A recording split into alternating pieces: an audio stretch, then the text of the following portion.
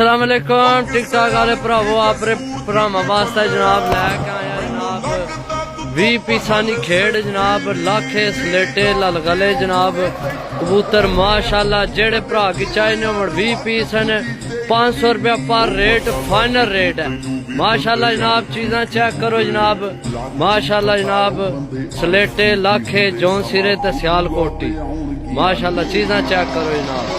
Total 20 piece लैके आए भरावां वास्ते ठीक है 500 रुपये पर रेट फाइनल रेट है। जेड़े भरा नहीं समझ चावे वो जनाब रबता कर सकने सही हो गया जनाब।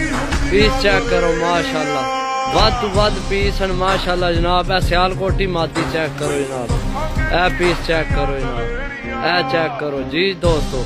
टोटल 20 पीस 500 रुपया रेट फाइनल रेट है तो जनाब रबता करके लै सकने हो जेड़े भरा नहीं समझ चावन।